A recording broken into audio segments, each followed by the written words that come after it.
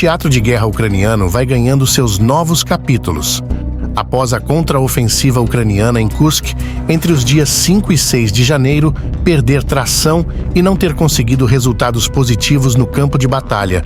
E, por outro lado, os russos, lutando com quase 60 mil homens, também não conseguiram alcançar o seu objetivo tático. Não deu outro resultado e a linha de frente estagnou. Neste episódio, vamos atualizar a situação no campo de batalha por Kursk até o dia 15 de janeiro, onde vamos dar destaque para a participação dos norte-coreanos no teatro de guerra e ver algumas imagens que marcaram os últimos dias na batalha pelo território russo. Fique conosco até o final, lembrando que o canal só cresce com o seu apoio. Então deixa uma curtida para fortalecer nosso trabalho e vamos juntos a mais um boletim de guerra.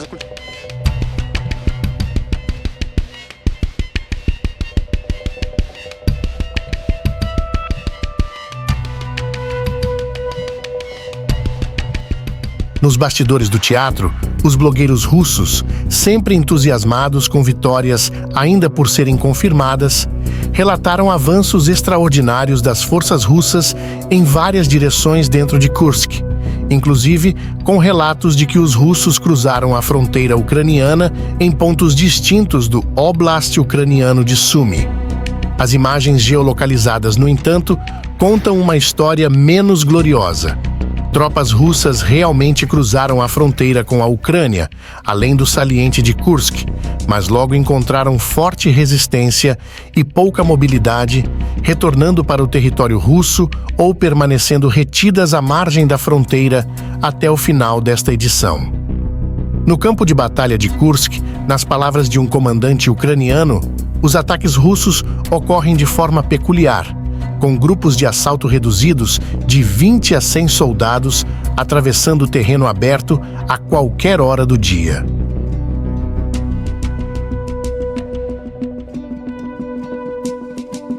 Entre os dias 13 e 15 de janeiro, a artilharia russa cantou pesado em diferentes posições de Kursk. Há fortes indícios de que ambos os lados conseguem explorar o uso dos drones quando o tempo permite, e a aviação russa vem fechando o pacote de ataques aéreos na região de Kursk. Mas, apesar de 60 mil soldados russos, agregado de superioridade em número de drones e artilharia, até o final dessa edição não houve efeitos práticos no terreno, com a linha de frente estagnada, sem avanços esticados para nenhum dos lados. Veja bem, eu não estou afirmando que os ucranianos não tiveram baixas em Kursk. As imagens que circulam demonstram um grande revés na contraofensiva ucraniana. Por outro lado, os russos também tiveram baixas pesadas.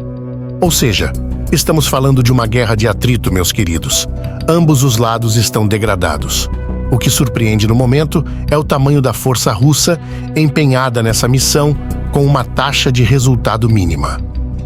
Enquanto isso, os blogueiros russos relataram progressos desde a captura de assentamentos até a limpeza de áreas como Nikolaevka, como também já reivindicavam a conquista de Martinovka. Por outro lado, no final do dia 15 de janeiro, os próprios militares russos informaram que a batalha por Martinovka ainda estava em andamento e a zona de combate permanecia sob contestação.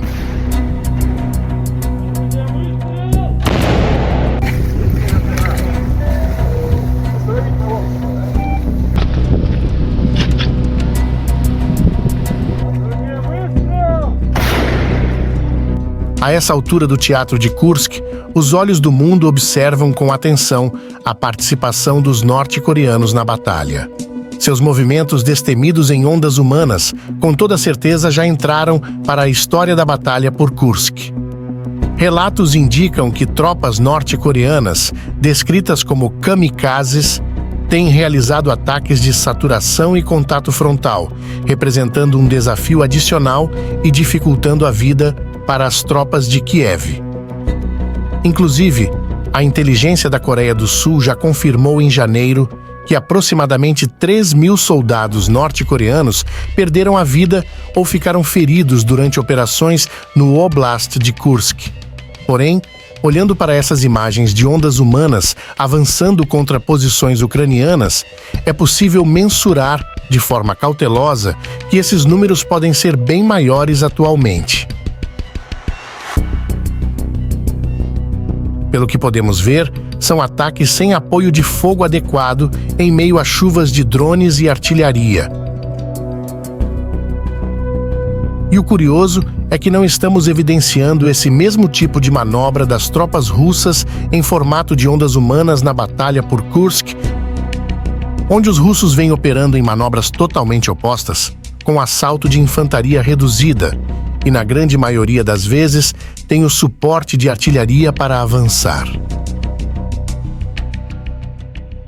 E em meio à dificuldade linguística entre russos e coreanos, os problemas de fogo amigo tendem a ser frequentes, ou em certos casos, intencionais, como já relatamos em episódios anteriores.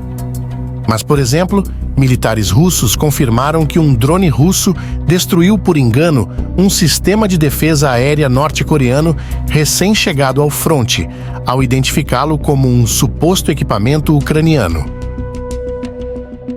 Enquanto isso, na guerra de narrativas, o Sr. Zelensky afirmou que a Rússia já perdeu mais de 15.000 soldados na Batalha de Kursk, o que é um número bem moderado se comparado à versão do Ministério da Defesa da Rússia, que afirma que mais de 52.000 ucranianos caíram na Batalha por Kursk desde agosto.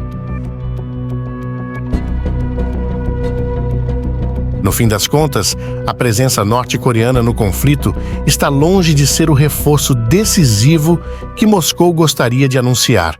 Tanto é que o Kremlin parece ter uma postura cautelosa em mostrar ao mundo que um exército vizinho está lutando dentro da grande Rússia e, mesmo unindo forças com as tropas de Moscou, não estão conseguindo expulsar o invasor.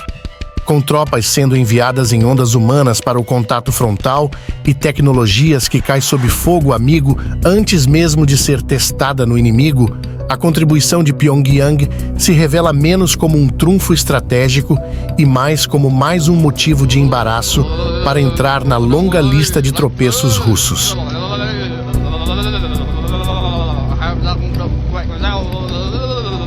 E assim, enquanto o mundo assiste a esse teatro de operações, a única certeza que resta é que, ao final de 15 de janeiro, a batalha por Kursk estava estagnada, marcada por ondas humanas em avanços frontais, avanços não confirmados e drones pairando pelo cenário desolado pelo frio.